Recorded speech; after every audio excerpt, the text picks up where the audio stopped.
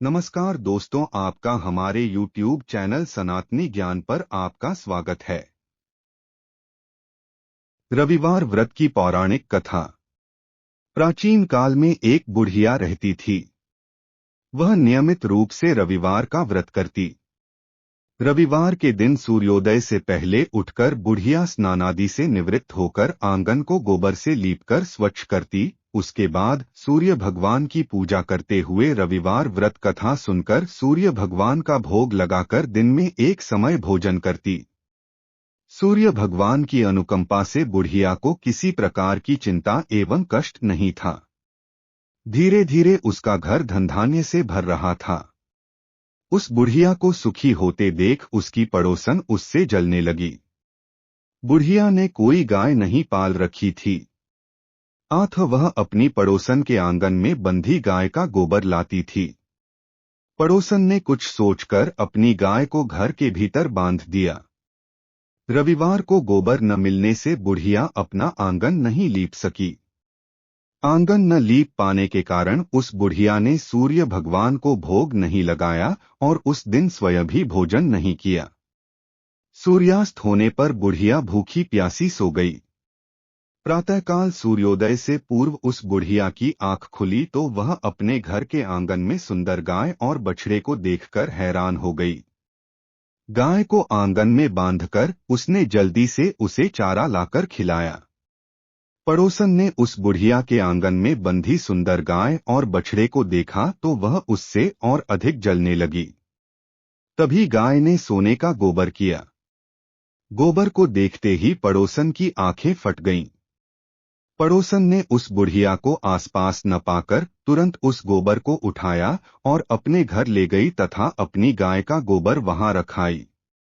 सोने के गोबर से पड़ोसन कुछ ही दिनों में धनवान हो गई।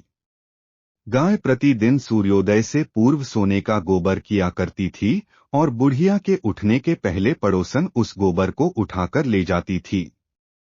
बहुत दिनों तक बुढ़िया को सोने के गोबर के बारे में कुछ पता ही नहीं चला।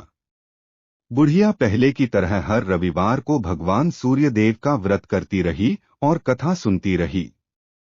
लेकिन सूर्य भगवान को जब पड़ोसन की चालाकी का पता चला तो उन्होंने तेज आंधी चलाई। आंधी का प्रकोप देखकर बुढ़िया ने गाय को घर के भीतर बांध दिया।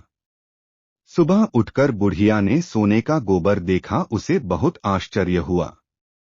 उस दिन के बाद बुढ़िया गाय को घर के भीतर बांधने लगी। सोने के गोबर से बुढ़िया कुछ ही दिन में बहुत धनी हो गई। उस बुढ़िया के धनी होने से पड़ोसन बुरी तरह जल भुनकर राख हो गई और उसने अपने पति को समझा बुझाकर उसे नगर के राजा के पास भेज दिया। सुंदर गाय को देखकर राजा बहुत खुश हुआ। सुबह जब राजा ने सोने का गोबर देखा तो उसके आश्चर्य का ठिकाना न रहा। उधर सूर्य भगवान को भूखी प्यासी बुढ़िया को इस तरह प्रार्थना करते देख उस पर बहुत करुणा आई। उसी रात सूर्य भगवान ने राजा को स्वप्न में कहा, राजन, बुढ़िया की गाय व बछड़ा तुरंत लौटा दो, नहीं तो तुम पर विपत्तियों का पहाड़ टूट पड़ेगा, तुम्हारा महल नष्ट हो जाएगा।